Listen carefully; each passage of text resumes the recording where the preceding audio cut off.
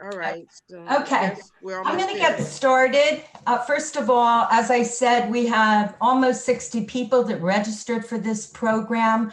Myself, I'm from the Red Bank Public Library. My name is Linda Hewitt.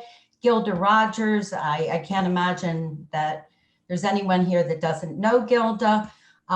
She is representing T. Thomas Fortune here, and also Taylor Barfield, who's here from Two River Theaters. We've collaborated before.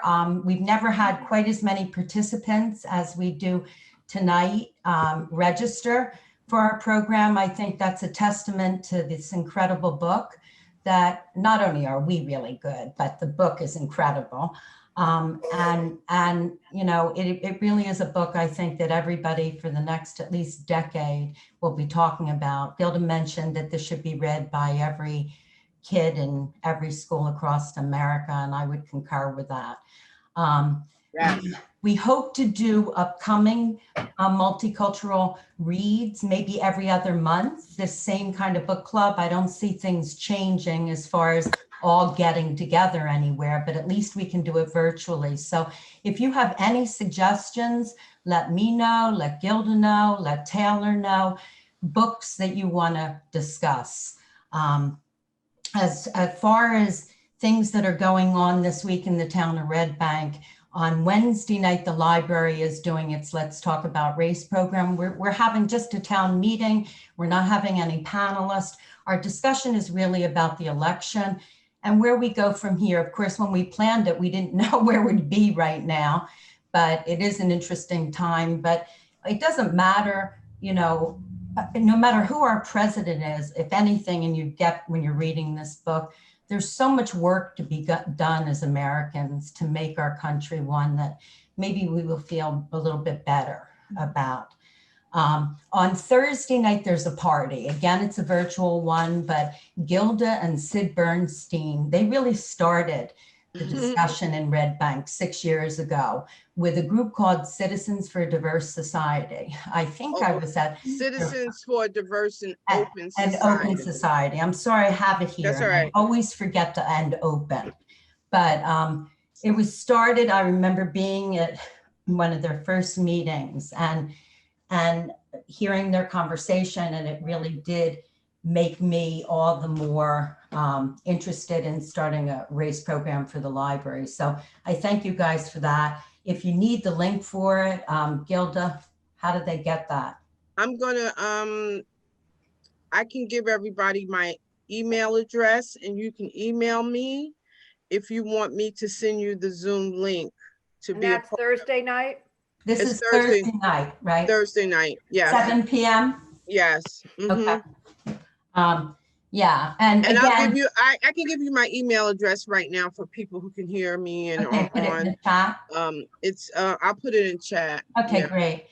Just to tell you, usually Sid makes sure that the food is unbelievable for these parties. Yes. And I am so sad. I know that whatever food I come up with is not going to match what he usually brings to his party, but no, it should be fun for everybody. So, no. you know, we can all use a little bit of fun right now. Yeah. I just want to say one last thing, and that's the last time we got together, Gilda put out there, what does it mean to be an American? And ever since she asked that question, it's been resonating in my head.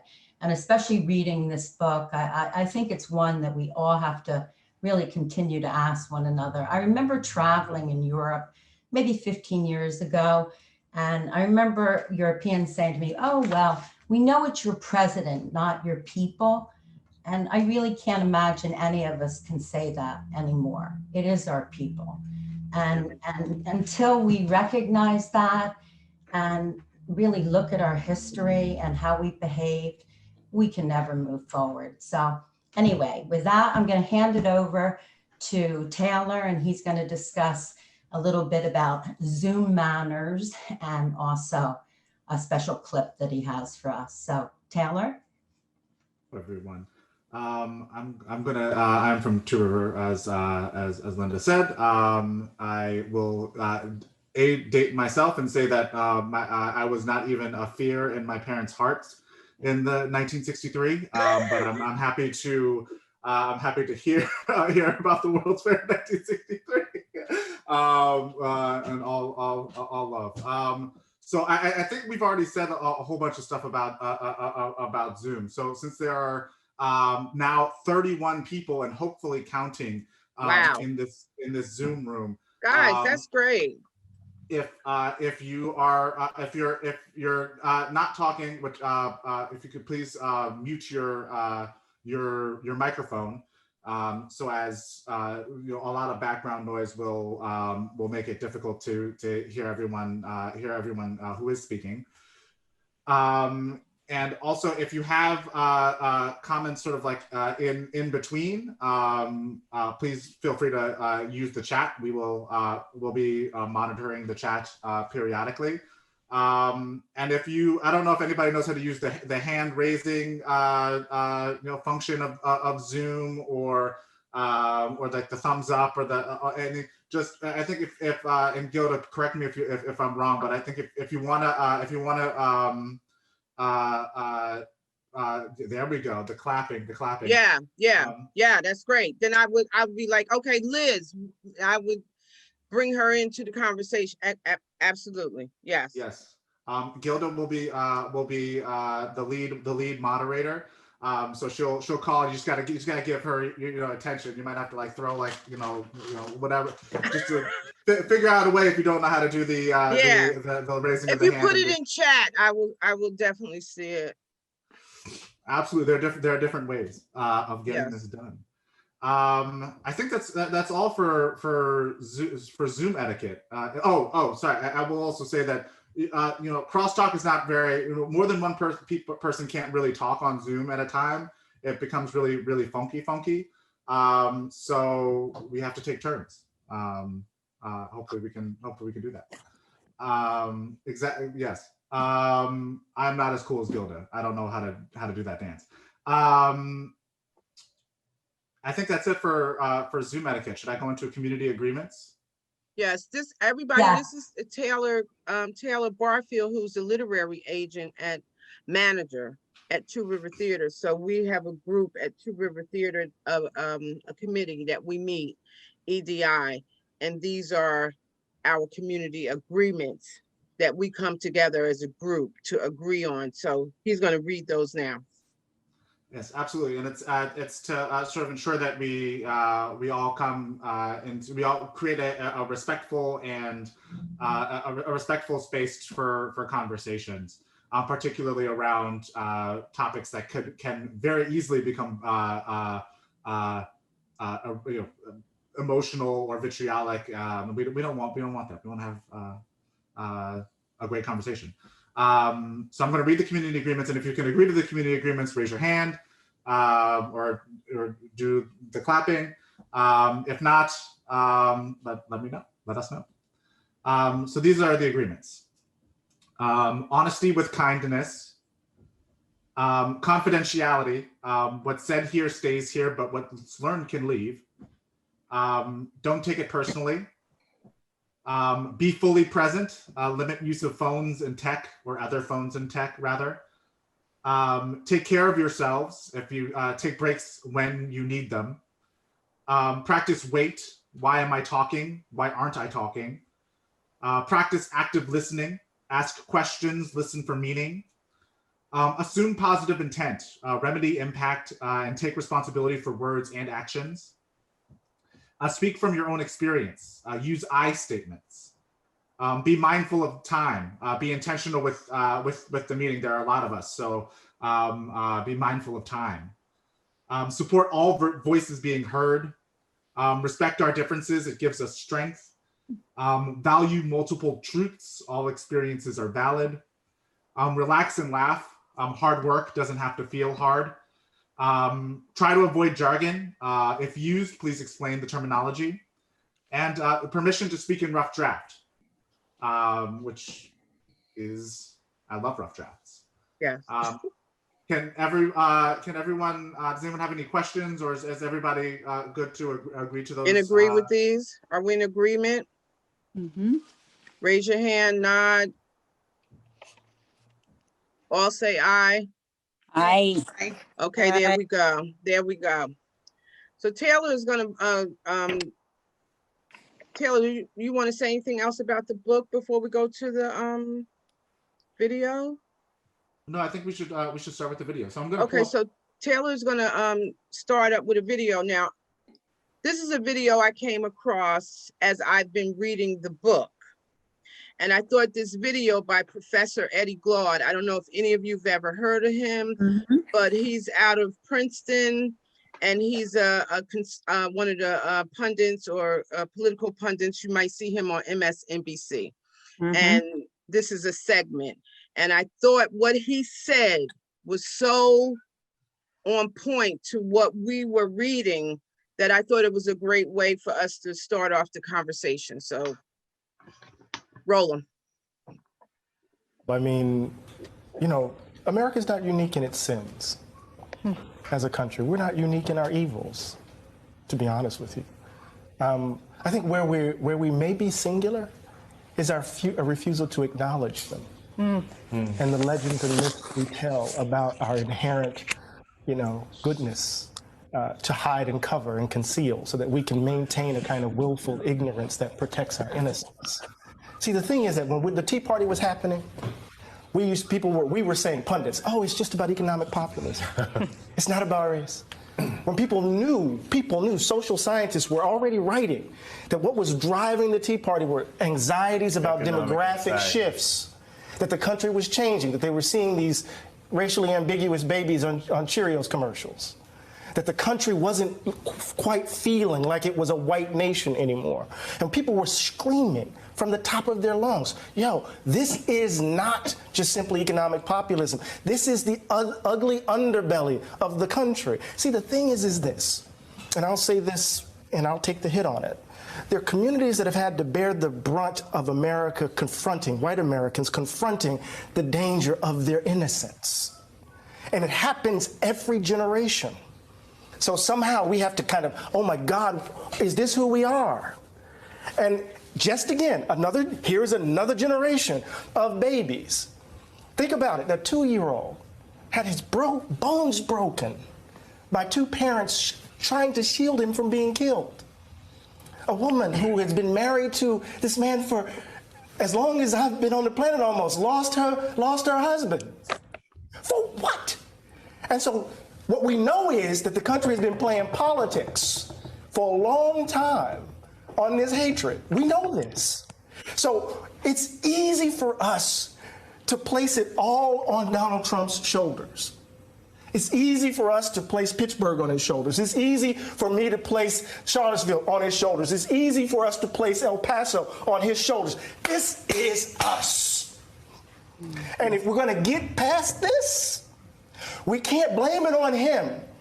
He's a manifestation of the ugliness that's in us. I've had the privilege of growing up in a tradition that didn't believe in the myths and the legends because we had to bear the brunt of them.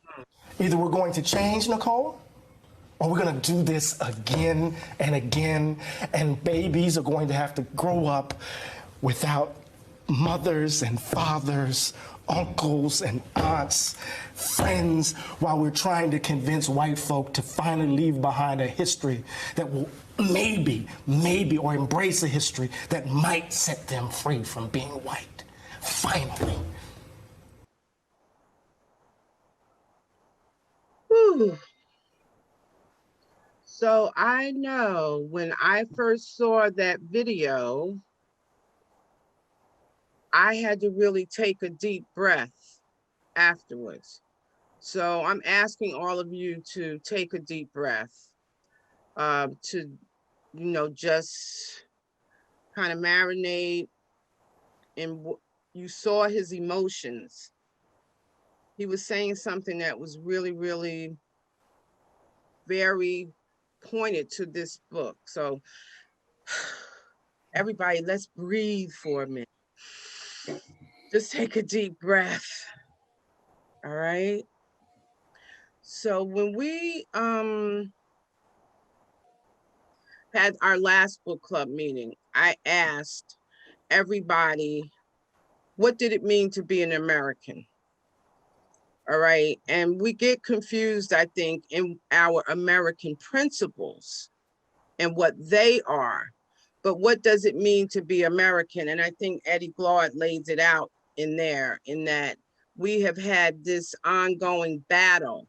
That's what it means to be American, with race throughout the history of this country. And I think this book peels back all of the layers that he just gave us in like 2 minutes and 58 seconds. So what I want to do is go around to everyone, and I want you to think of something that really struck you in the book. We have a lot of people. How many? We have 31 people. So obviously we can't, no one person or number of people can command the time. So, but I want you to think about what it was in this book that really struck you, and what you want to speak to that in a matter of a minute or so. All right. And then we're all going to come together to answer some questions and talk about those. But I really want to hear from everyone, because I think we'll tap onto each of the points that she gets through in the book. Okay. So I'm going to start with who I'm seeing here. So Robin. Okay, I didn't have much time to think about it, so your question, but I just feel like this word othering sticks with me. I'm studied anthropology, and it is something that has been, looked at in all groups of people, tribes, clans, small societies, whatever, that the idea of oneness doesn't seem to actually be part of our DNA as a species. We got to be my group and then that other group, and they compete with us for food. They compete with us for the pasture that we want to graze our animals on, or the water we want to drink from. And so in a sense, I'm going beyond the book to just this legacy of othering. Of othering. Okay. All right. All points are valid here. Phyllis Kinsler. You have to unmute yourself. I just unmuted myself. It was, for me, the most powerful piece was less a specific phrase or point, but it's part of what's so exquisite about her writing. There was a calmness that could be intellectually distant, but wasn't. It was so carefully, calmly, matter-of-factly reminding us of every piece of that division and the horrors, that it made it more powerful and more emotional. Okay. It emphasized the constancy and longevity of that system in a way that when you say that system, let's call a thing a thing. The racism and the caste.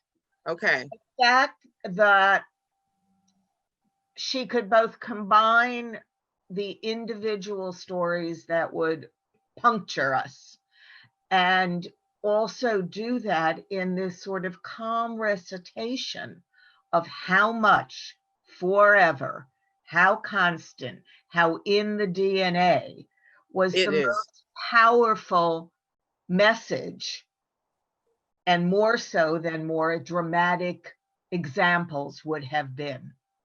It was like a little bit of water at a time that just was exhausting and illuminating. Okay, great. Good point. Great. I agree 100%. I'm going to go now with John and Roseanne. Unmute. You have to unmute yourself. I'll go first. Okay, Roseanne's got the floor. Well, first I have to say that I'm only up to, I haven't read the entire book because we shared the book. And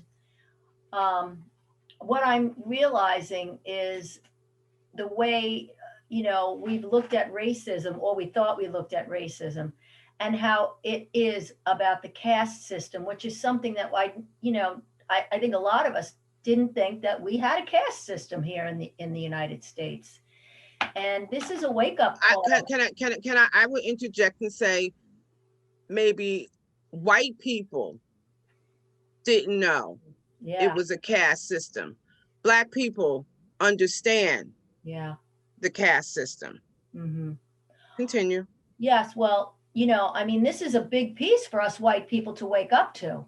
Mhm. So just Yes. those first, few chapters that I'm reading, just, understanding what that actually means and how it has impacted us for these 400 years.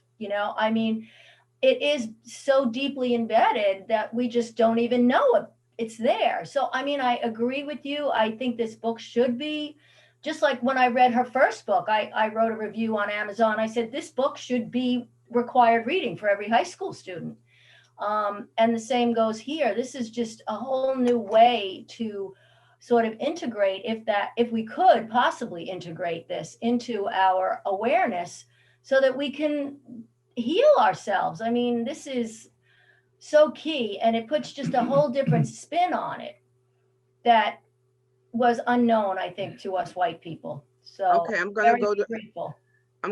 John now. Yeah. Did you want to Well, comment? Sure. The experience of reading the book was deeply disillusioning. It was, as Eddie Giles was saying, that we've had this, us white people have had this story of virtue, innocence, goodness, and just one example after the next was, just blew that to smithereens. The fact that the Nazis turned to our law System. and said, no, I'm not sure we could go that far, right? Yeah.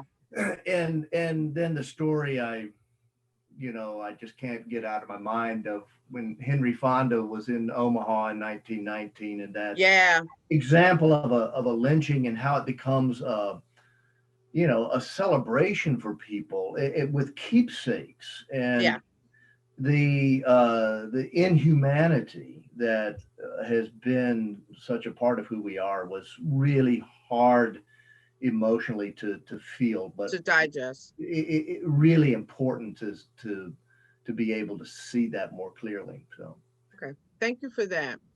Okay, Marge Cavalier. Okay, I unmuted. Can everyone hear me? Yes. Okay. So for people who I have not been in a book club with before, I just want to say that I'm a retired social studies teacher. So I'm familiar with the state curriculum and also the challenges of having so much history to bring into the classroom, and how do you present it? And truly, the best way to present history is not just with facts. It is through literature, which is a challenge. Where do you find the time to bring it in? So, but I think one of the things that is a good takeaway from this book is how calculating the creation of a caste system, wherever it is, how they implement it. So, for example, a shift from the Europeans who settled America to designate the level in society from the male to the female in America. So that as the plantation owners were raping their slaves, then that was a major shift. You could be a bastard in England at this time period and still be entitled to your father's possessions and things. So by the shift to designating the mother, who was in this case the slave, they were limited. So for example, one of the things that they mentioned in South Carolina after the Civil War, after the Civil War had been won, to prevent certain individuals from access to occupations that would allow them to succeed. So creating an underclass. And then I also thought, and And I'm just going to read a sentence from page 270 in the book. Yeah, because That- we got to move on. Yeah, okay, that explains kind of what we're going through now, which says that when under threat, they are willing to sacrifice themselves and their ideals for the survival of the group from which they draw their self-esteem, which I think explains a lot of what we're seeing today. Absolutely. Gilda, can I just say one thing? Sure. She brought up about the Black woman's womb. It was one of the things that upset me the very most, like reading, was it became a form of capitalism. So if you owned a Black slave and you continue to rape her, you had more property. Right. So the law worked to your benefit to continue to rape as many women as you can. And the Black woman's womb was just a form of capitalism. That Good point. was, I thought, really tough. Yeah, true. Anyway. It is tough. Eleanor.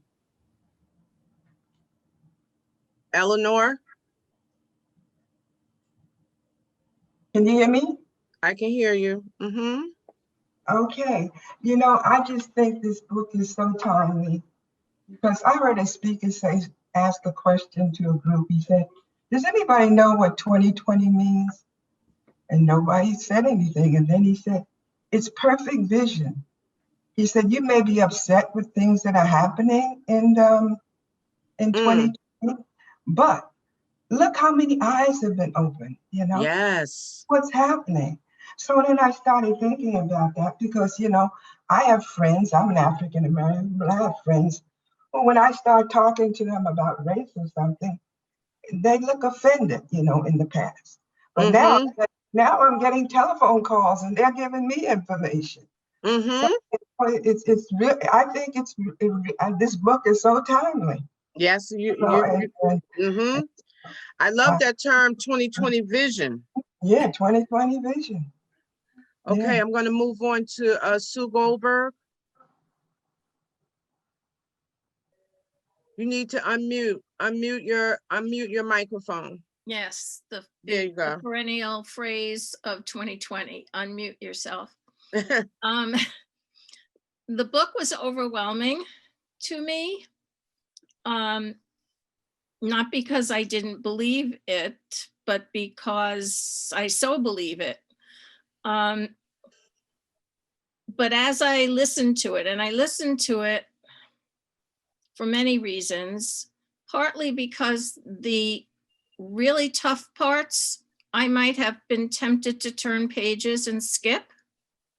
But I thought it was really important for white people, especially, to hear every horrible event that she cataloged graphically.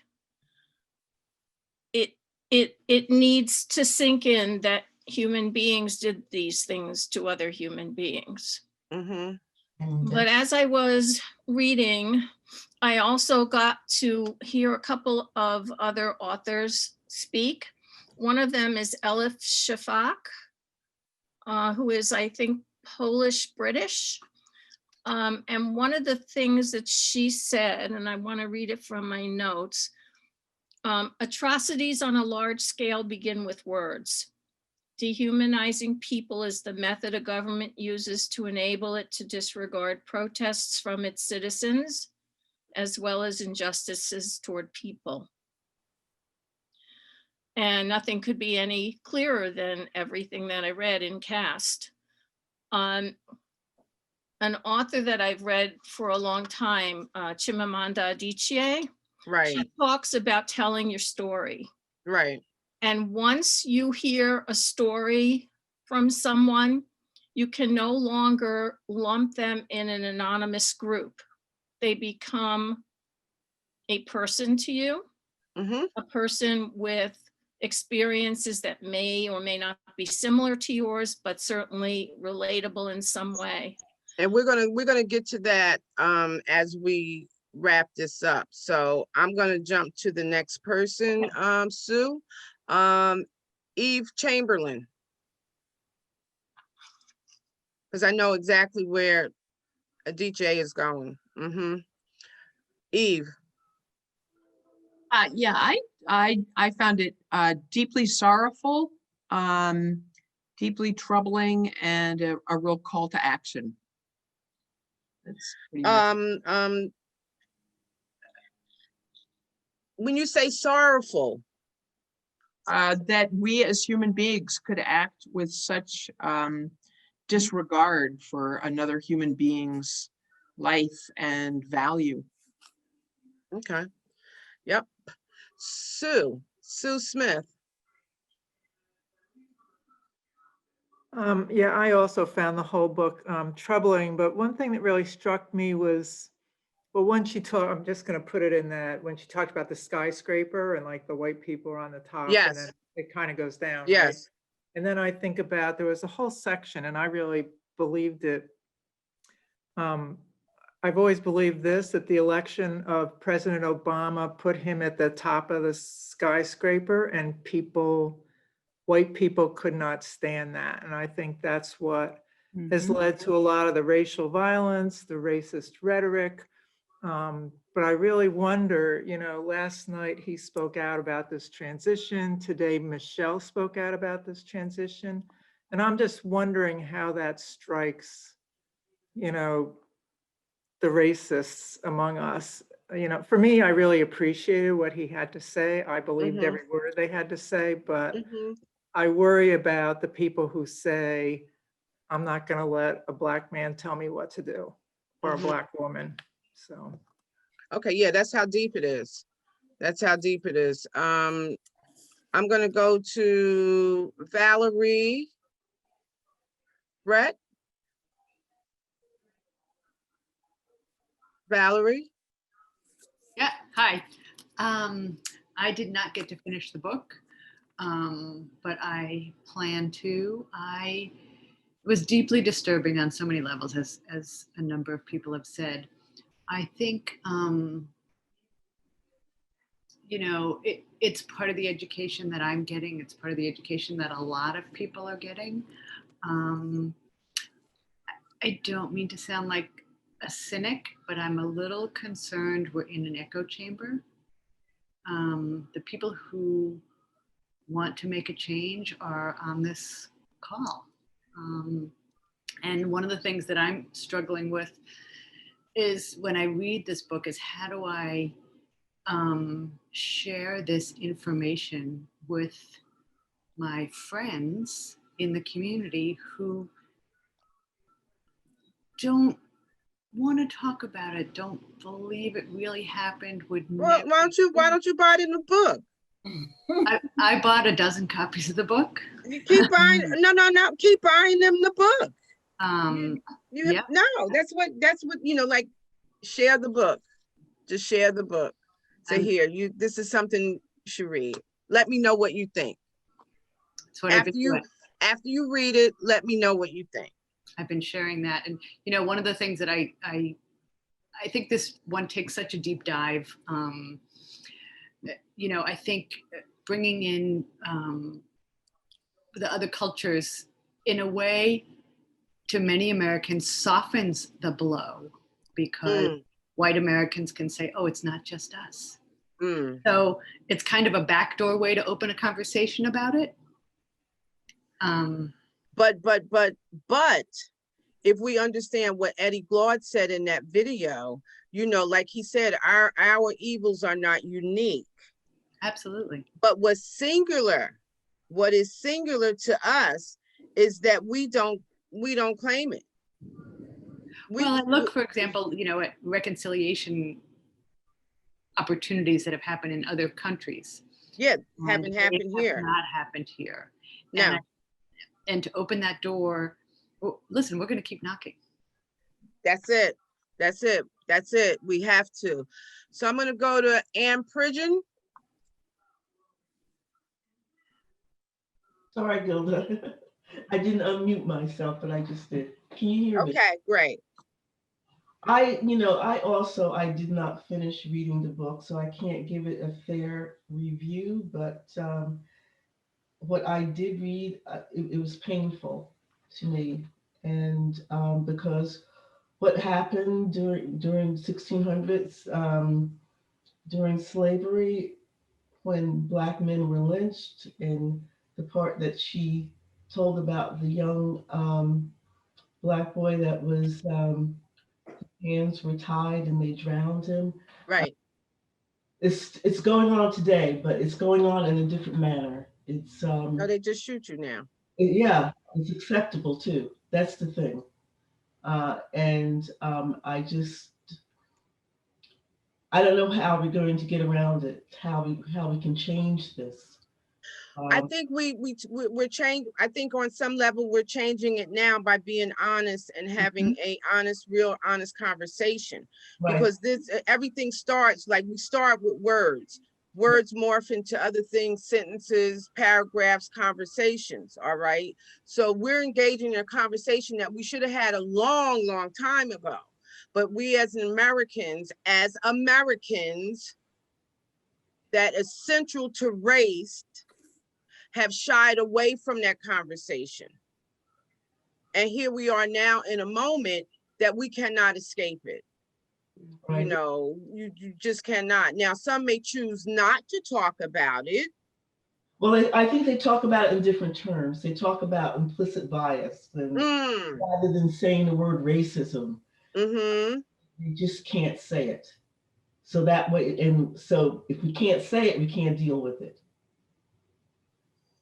Or many people don't even understand their own implicit biases because we've been so conditioned as a society to go along with the program that's been fed to us, like pablum, you know, from the history of this country. And I'm going to talk about that when we wrap that up, to try to bring some kind of continuity to the conversation. All right. I'm going to go to, I think I went to, so Brigitte, you want to chime in? I just got here. I was actually in a meeting at Brookdale. So what were you saying? Well, we're talking about the book, Caste. Read, which I read parts of, I must say. But I just got the tail end of your commentary. No, what I was saying, we're going around now just talking about what particular thing in the book struck you. Okay. You know, so that everybody gets an opportunity to, you know, chime in about the book. We have a lot of people. We have 29, well, it's 29 participants. So I'm trying to give everybody a little opportunity to say something without, you know, commanding the conversation, you know, because we can't, you know, everybody needs a voice here. So if you want to just sit for a minute and I go to someone else and you hear what we're saying, and then I'll come back to you. Yeah, because I did have a couple I read an excerpt of it, so I wanted to, but I'll come back. Here. Did I go to Peggy? No, I'm here. Okay, Peggy, you want to chime in? Yeah, mea culpa. I haven't read it either, but I did listen to a couple of discs. Okay. Which I just works better for me. When I started reading it, I was putting a face on it for myself, questioning myself. Did I really think that I was racist? I began to realize that as a white woman, I've had very little interaction with Blacks. And I think that says something as well. I'm a social worker. Oh, wow. Ooh, yes. Ooh, so ooh, I mean, certainly, you know, on a client basis, yes, but I don't really have any Black friends. No. And I just think that that's quite a statement. And you know why? Because we've been taught to be isolated. We've been taught to be segregated. It's been part of our DNA, and we've gone along with the program, basically, you know, just by being conditioned. You know, you condition people to do things, they do it. And that's just what it's been. We've been teaching this kind of history in our educational system for how long? You know, the myths, just what Eddie Glaude talked about, protecting the innocence. And now we're not protecting the innocents no more, and we're stepping out in courage because, like Eleanor said, this year, 2020 has given us 2020 vision. because we've all had to stay kind of set in our own places and see for ourselves without the everyday goings on of what's happening in society and to a certain particular group of people. So, and Gilda, we're really segregated in New Jersey too. Yes. So, I mean, we claim Absolutely. to be so liberal and everything, but you know, when you look at the Jim Crow law, and we're extremely segregated. So, and even we've discussed this in New York City, you have we're very tribal. You have all these little towns. It's not like everybody's living all together.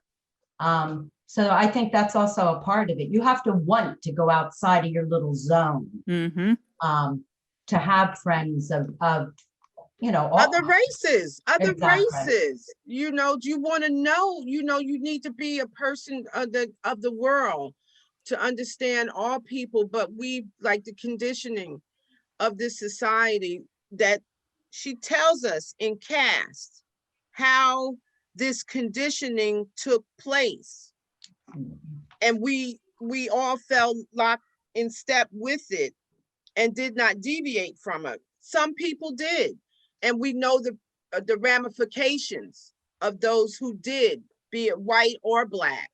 Well, black just out of pure essence of being who we are, Black people, and the lower caste, the untouchables.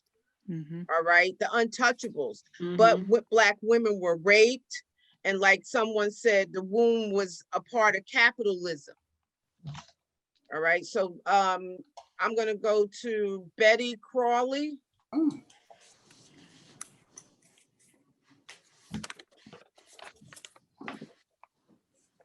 Betty, you need to unmute yourself. Okay. Okay. I haven't read the book, but I read an excerpt from the New York Times. It was in July 5th in the magazine part of the New York Times. And I recall when Dr. Martin Luther King was in India, and he was introduced to a group of students as this is Dr. King from the United States, and he's like us. He's like he's untouchable. Yeah, he's an untouchable. Right. And Dr. King was insulted. He really was. He didn't know what to think. Right. He didn't know what to think. But as I say, I haven't read the book. I read that article, and I went back and I started to reread it. But sometimes. So Betty, what I'm going to say to you is come on over to the T. Thomas Fortune Cultural Center and buy the book. I will buy the book. Anybody that does not have the book, come on over there and buy the book. Okay, then that's a shameless plug, but all right. I'm moving on to Lynn. Lynn?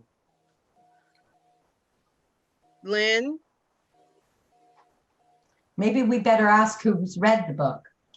Yeah, yeah. They need to unmute, I think, as well. But they're not even chiming in. So, well, you know what? Can I chime in? Yeah, go ahead. Go ahead. Because of what I have read, the one thing that actually struck me when she, you know, it was very a logical way of looking at things.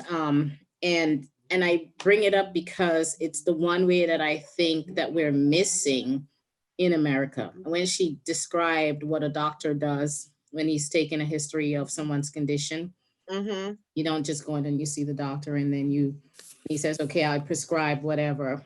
He actually takes a history. And that's how important a history is. It actually sets the tone for what may have happened in the past and what is happening presently and what you can then predict will happen in the future. So taking a medical history is no different than taking, you know, a racial history. We can't just look at where we are and, you know, hold our heads and put our hands over our mouths and says, well, how the heck did we get here? Or, you know, I'm not like this. And my parents didn't have slaves and, you know, I wasn't a slaveholder, or, you know, all of the things that we do without giving due credence to what the history actually dictates and dominates in our present lives. And just like a doctor takes a history of, you know, what your medical background is in terms of your immediate family and your parents or who had diabetes, who had blood pressure, who has, you know, cancer in their families. There's a reason for that, because predictor of what will happen to you in the present and what may even happen to your children in the future.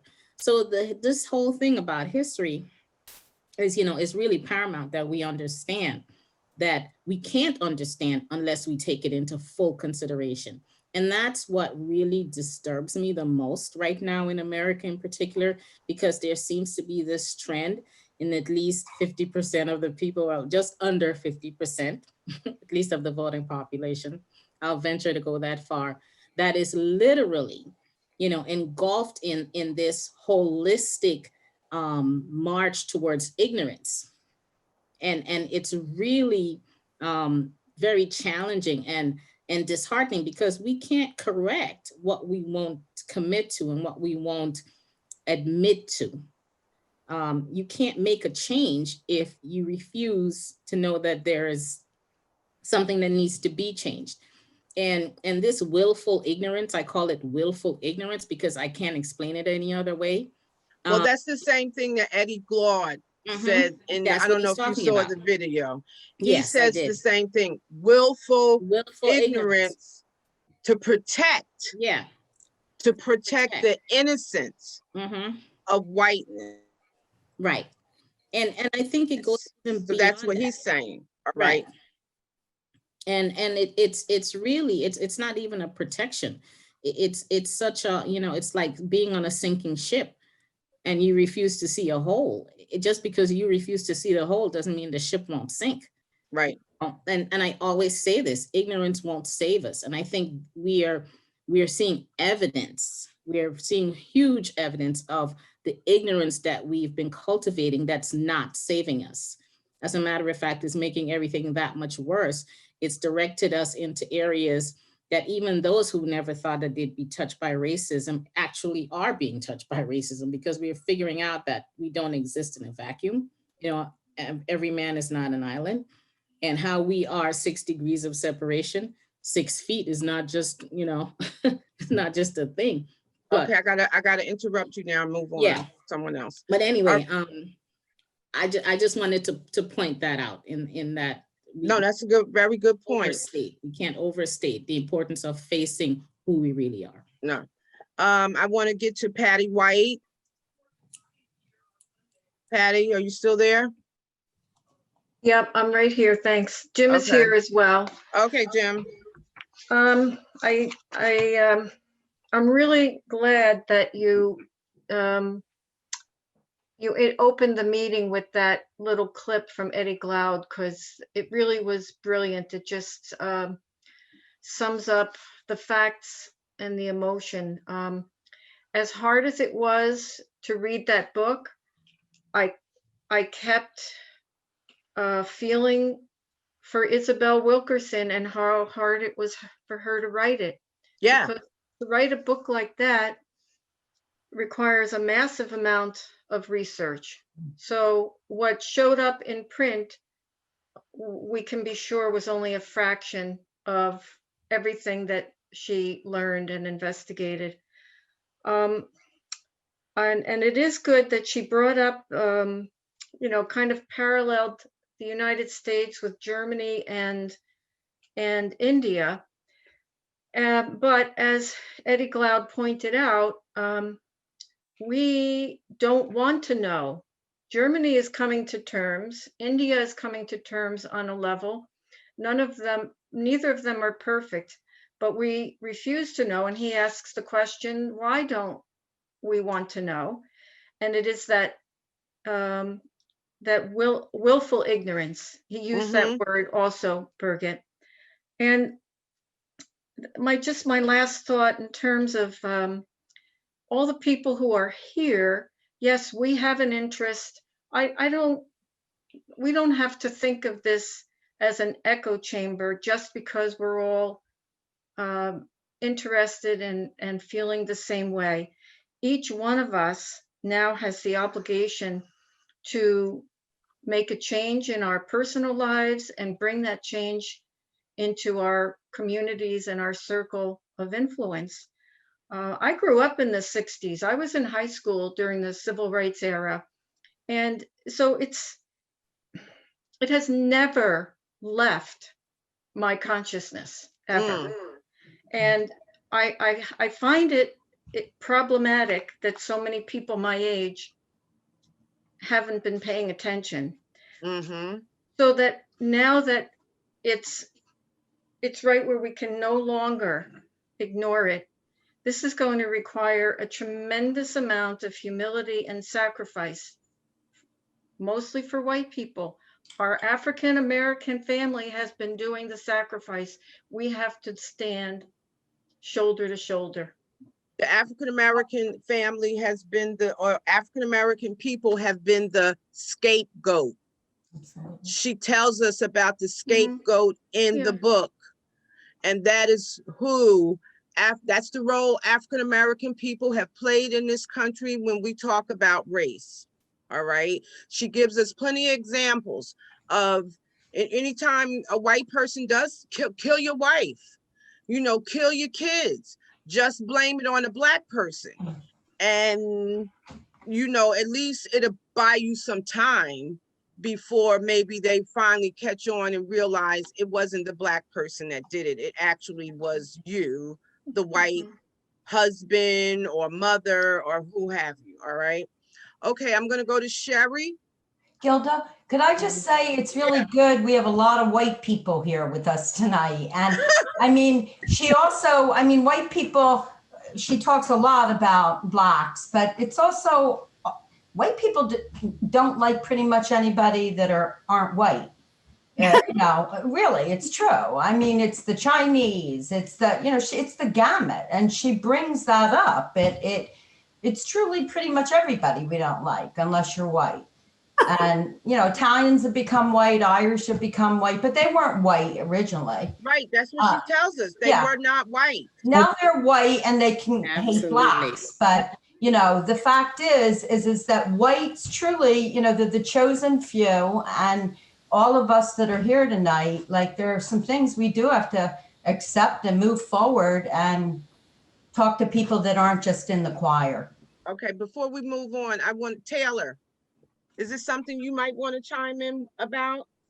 Yeah, I think I think Isabel Wilkerson is a brilliant writer for a number of reasons, but two I want to talk about real quick. And one is that I think she's made a career of reframing language and reframing these like big ideas. I mean, the Warmth of Other Suns was let's reframe the Great Migration as an intranational refugee crisis, and see how that shift in language helps us talk about this history. And this book is, I think, sort of on a global scale. Let's reframe how we talk about racism as now casteism, right? We're not just a racist society; we're a caste society. And I think that is absurdly brilliant in an elegant way. Yes. And I think another elegant aspect of her writing is that she uses different metaphors, and just when you think you get you've caught on to one metaphor, she's on to another one. She slowly brings you down the rabbit hole. And I've been thinking a lot about what Valerie said. Valerie Brett, I'm looking at her box, said about this being an echo chamber. And that's great. I think that's great that everybody in this room feels a responsibility felt a desire to come into this space and feels a responsibility to talk about this book. And I think that what Isabel Wilkerson gives us are a myriad of tools, a myriad of metaphors, a myriad of different kinds of language to use when talking to people who don't believe that America has a caste system, that America is a racist society, a sexist society, a homophobic society, a caste system. Doesn't have a caste system. Gives you different ways in. And for some people, buying them the book is going to be the way in, and they're going to read it and they're going to be like, "Fuck," And for some people, you know, the way in is just, you know, giving them 2 pages, you know, the 2 pages that you think will resonate with them. And then another 2 pages, and then another 2 pages, and another 2 pages. And I think that that's one of the many gifts that Wilkerson gives us with this book. Okay, let me move on quickly because it's already 8 and we have a number more people to go. Nan, you're up. Well, I really appreciated everything everyone said. Needless to say, this book is such a painful deep dive, but I just found her generosity as a writer amazing, that I could stay with my pain and keep going and understand not only intellectually, which I think with the way I was raised, I've always had an intellectual inner, but it made it so visceral for me. Visceral. And she even gave me at the end when she said, because in the end, we all end up in the caste system if we're fortunate enough to live long enough, because we're old. And then we're in the old caste where you are cast out at a certain point in our culture. Right. India, in our culture. In our culture, India does a better job about revering their, you know. Most people do a better job than us. Exactly. So when she said that, I thought, okay, she's really asking us to be brave, because in the end, we're all in the same. Yes. And anyway, I loved the book. I've also been buying it and giving it to people. And I think everybody in America needs to read it immediately. Yeah, so people, make your way up to the cultural center. Give it as Christmas gifts. Yeah, I want to go back to Sherry. Sherry. I know I called you before and then we started talking about something else. Yeah, I thought I got a lot out of this book. I liked the way that she makes a distinction between caste, class, and race. Because at first I said, now what do you mean? And of course I liked the fact that she used these other examples, but I wondered how, and I think she does a wonderful job of explaining the differences between those 3 things, or how they are incorporated. But the caste is an infrastructure. And I found this sentence, I think it's a sentence that she wrote, because I did hear her speak on an earlier program, Zoom, that I took. If you can act your way out of it, it's class. If you can't, it's caste. It's a permanent feature of our society. Yeah. That as I was skimming through the book today to get it ready for this, I thought the example that Einstein, when he gives a talk to people at Princeton, it's on page 379, he says to them, you know, the separation of the races is not a disease of the colored people, but a disease of the white people. Yeah. Don't intend to be quiet about it, he says. And I thought, you know, there are just so many moving elements, like so many of you have already said. But I grew up in Virginia, so segregated Virginia.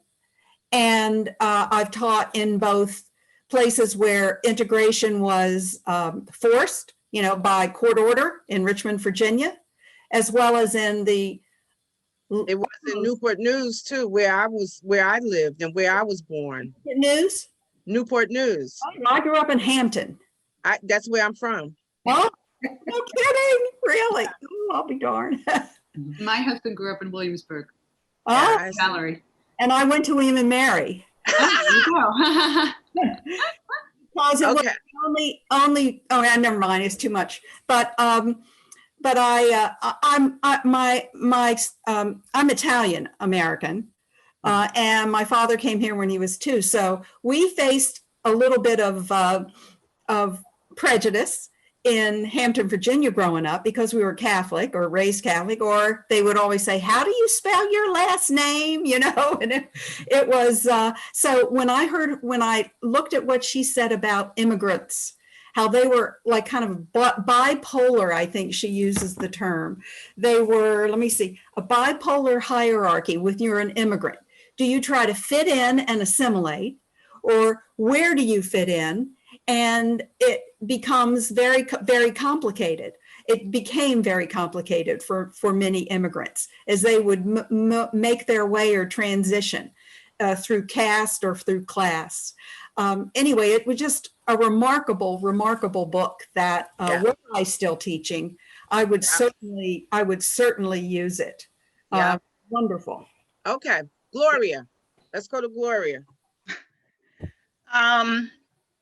What is memorable in the book for me was the fact that the Germans, when they were developing their plans for Hitler to take over, came to our country to review the Jim Crow and the segregation laws so that they could implement them. And at one point, I think this was mentioned before, they felt that our methods, some of our methods were too conservative and too brutal and didn't use them. The other thing that I would like to say also is that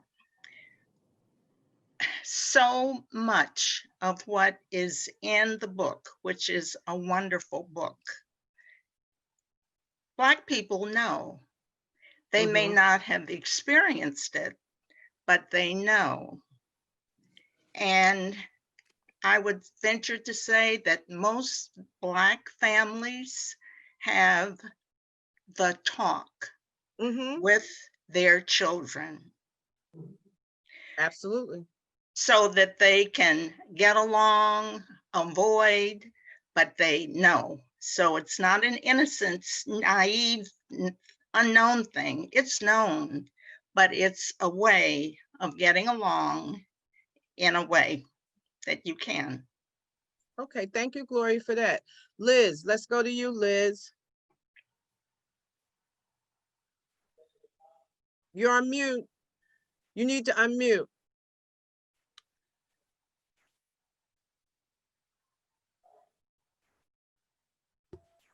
No one in my whole life has asked me to unmute. I'm glad I read this book after reading her first book, because I think she just sort of had a segue from that book right into this book. Like that's what happened. And then this is a lot of the whys. And I think the epilogue was really good because she just sort of, just everything she wrote, it was very powerful. So I think she was a really good writer. I think that for me, it was like peeling back an onion skin bit by bit, and then finally just take the cleaver and hit it in half and put the whole thing out there to see. Yeah. So yeah, just really expose my naivety in growing up. And I've noticed then since reading the book that I see a lot more transparency in comments and things that people say around me that I would not have seen before. Okay, great. Good. That's a good observation. Maureen.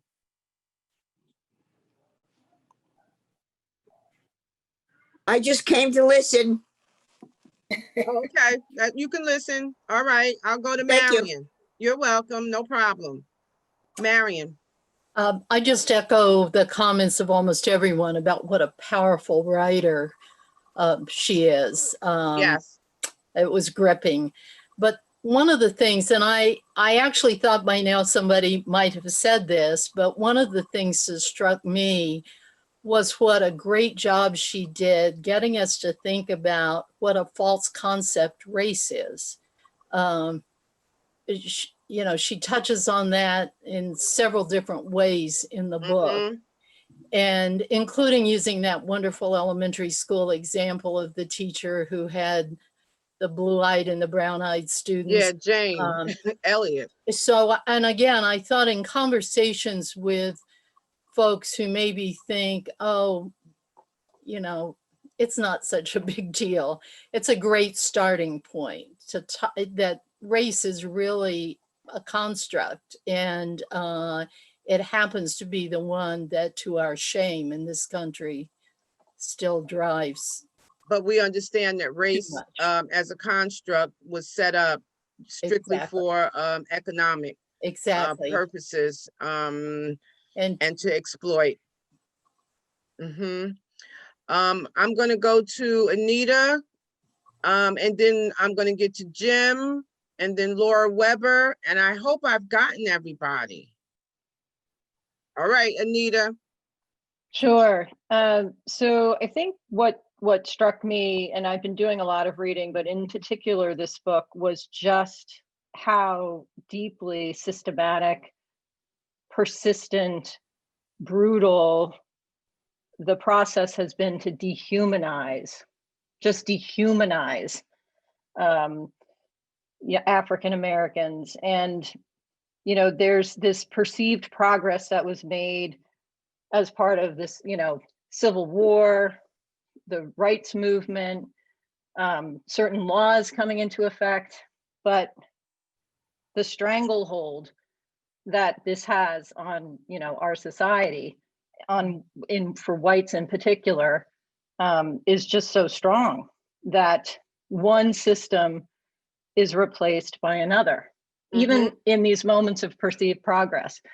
And what I thought was so powerful was her, you know, she'd be talking about something that happened in the 1800s, and then she'd talk about her plane ride, and she'd talk about her experience in a restaurant. So there's no way to not see the continuum of it, dehumanization, like to our present day moment, which I thought was extremely powerful.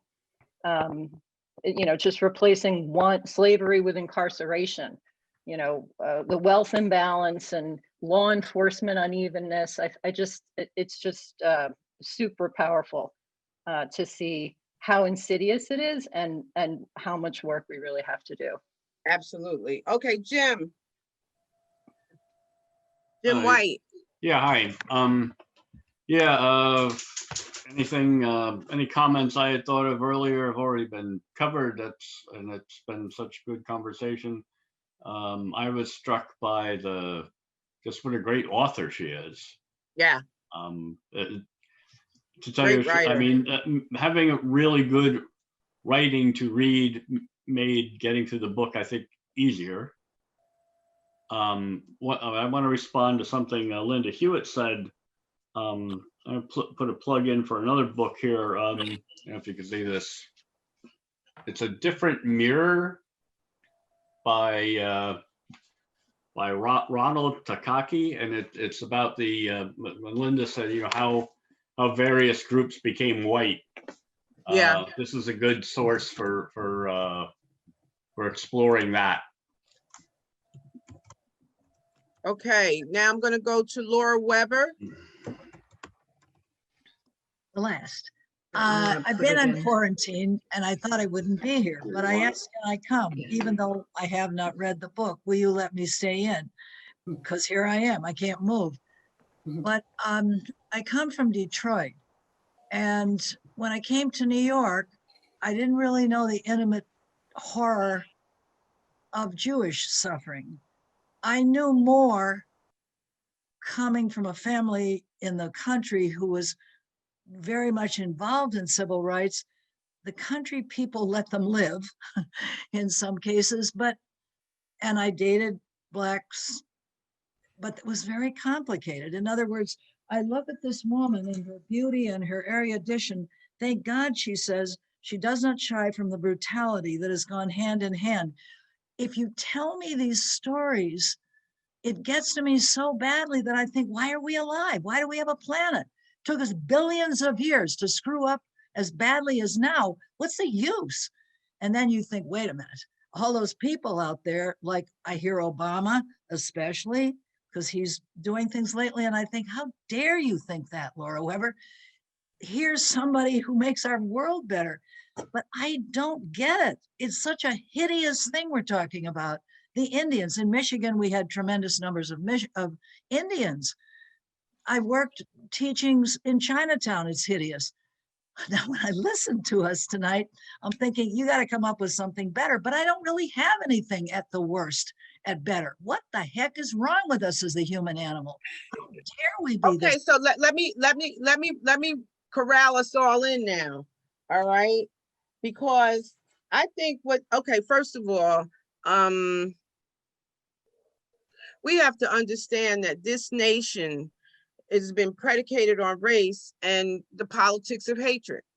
Just like Eddie Glaude said, if you go through this book, I can't tell you how marked up my book is in yellow marker and just politics of hatred, politics of hatred, politics of hatred. And we have been going along with it. When I say we, I'm talking about white people have been going along with this politics of hatred. White people didn't just wake up and realize Black people have been being treated bad in this country. All right.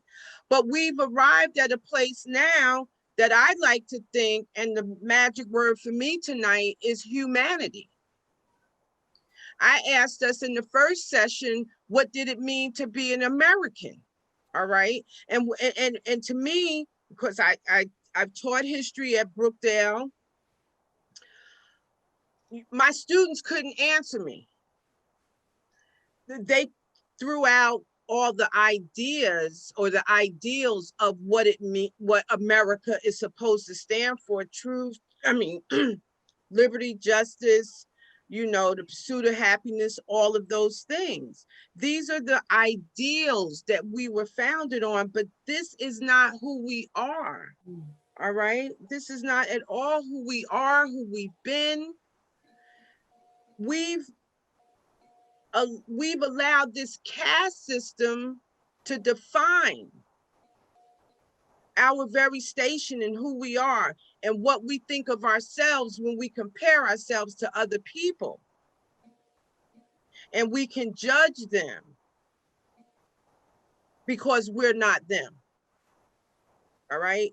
So it's about humanity. And I think we have finally are coming to our senses that this thing that we call humanity is not working for all people. And we see it, 2020 vision.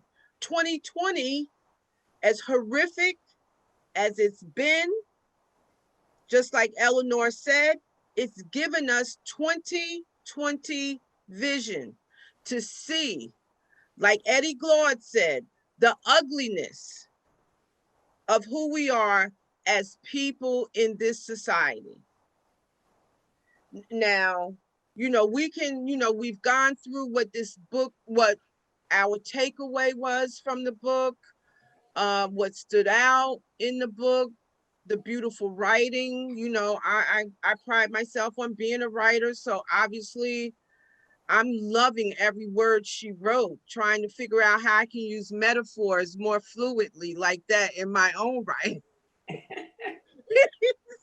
Like that, but I think what she's asking us to do as a nation, as a world, is to look at ourselves and say, how long can we continue to see ourselves in the manner that we have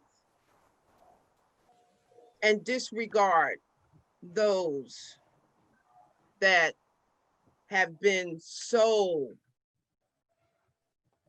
maligned, mistreated, denied, I could keep going on and on.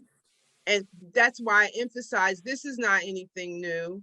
We've known how bad Black people have been treated in this country, but we weren't willing, or white people have not been willing to muster up the courage or either to step out of their comfort zone. It's one or two. To muster up the courage or to step out of your own comfort zone and say, you know what, this is wrong, you know. And now we see that. And that's why the young people today, I'm in awe of them.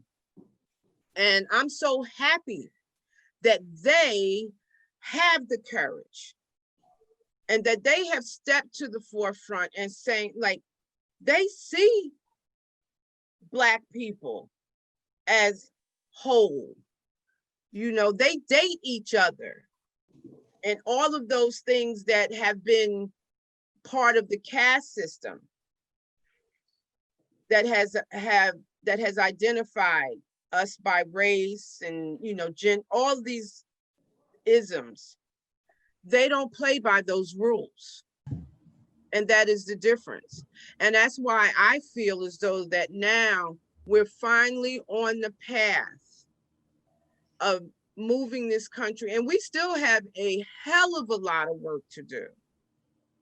You know, thank God we have a huge group of young people who are doing the heavy lifting right now in the streets, you know, not giving up, ceaseless. And we have to, in our own communities now, start speaking up, speaking out, not being afraid, having the courage. I think this moment calls us to do exactly that, is to really define what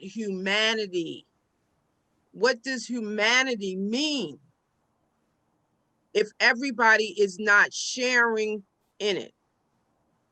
All right, we'll never have an equitable society in no shape, form, or fashion. So Hilda, can I just ask a question? Sure. If you don't mind.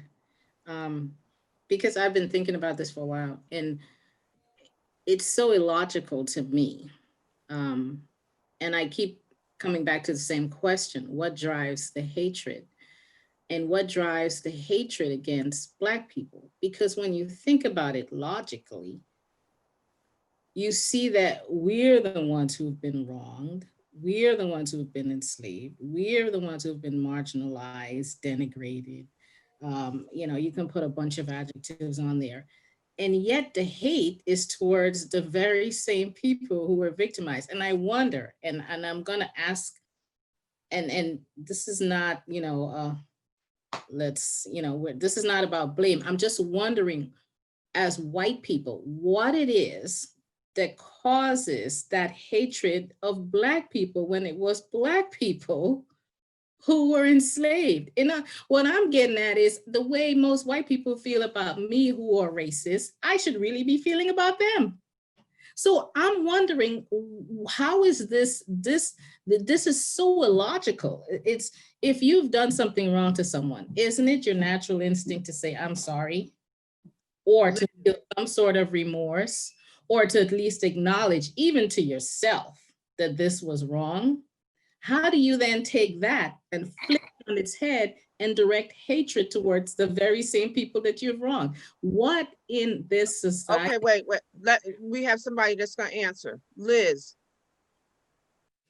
unmute yourself, unmute yourself, unmute yourself. I am. I was trying to signal.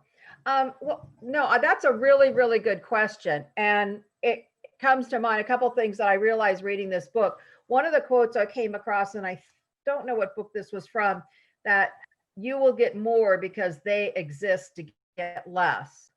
And part of the problem that I've always wondered is why people see it as not a white problem. But the more I read books like Isabel Wilkerson's, I start to realize that it's to protect their status. And there is no caste. Their caste. There is no empathy. And there's this almost subliminal effort to protect your caste. And it's very perverse. And one of the things I read by Ben Franklin, and I thought, well, that's really good, but now I understand it more, is justice will not be served until those who are unaffected are as outraged as those who are. And that always bothered me. I was in college in the 70s, and there was a lot of, racial kind of tension going on the campus. And I couldn't understand why the people that were white were not investing in it, not involved. And I realize now that this book explains it, because they are protecting their caste. They are afraid of losing their caste. And it's the same thing as whoever said before about when Obama was president. People just couldn't handle that. Most people won't come forthright and say that. But I think that that's what's happening. And I think it's a lack of empathy and protecting your own dominant caste, whether you acknowledge it consciously or not. It's bad. I mean, it needs to change. Okay, Maureen, thanks for that, Liz. I just wanted to add, I think that white people feel guilty. There's a lot of guilt involved in really looking at what's been going on. I didn't read the book, but I know enough about what's been, you know, the ignorance is mind-boggling. But I also think that the inability to see where white people are wrong is partly because they feel guilty at some level. So that's all I wanted to say. I think that's where Eddie Glaude is talking about protecting that innocence. You know, the importance of the willful ignorance, but also protecting that innocence. So Linda, is there some, Gloria, we're gonna go to Gloria, and then Linda, you wanna wrap it up after Gloria? Sure. I have one word to say. Okay. Entitlement. That says it. Entitlement. I am entitled to be. They need to be where they are. I am entitled. And that's something that is so ingrained. And you see it in little children because they've already begun to be trained to have this feeling that they are entitled. Yep. So Linda, you want to bring us home? Yeah, I don't know how to follow that. There's certainly truth to that. I think it's been a great discussion tonight. I think this is the kind of book where we could have another book, another conversation for sure.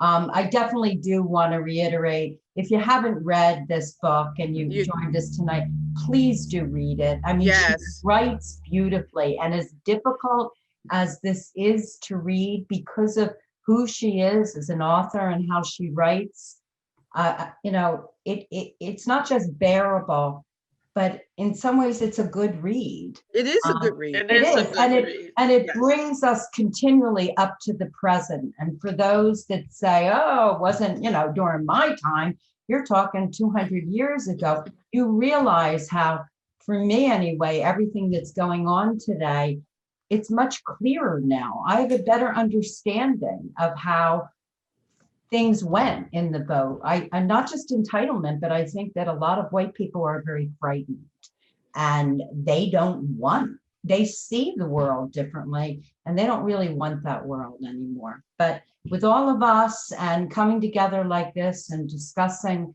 hopefully more issues and more multicultural authors, that there is progress. As Gilda says, we see our young people and they're out there, and though they're not all without prejudice, that's for sure, they do think differently, and there has been progress made. Even though it's frustrating that it's not enough, there has been progress. So I really look forward to everybody coming back. Please come to Let's Talk About Race in our town hall meeting. I know I'm asking a lot of your time, but I think these conversations are really important. And celebrate with Citizens for a Diverse and Open Society on Thursday night. Thank you so much, Gilda. Thank you so much, Taylor. And thank you to all of you that have added to this conversation and made it, you know, what it was tonight.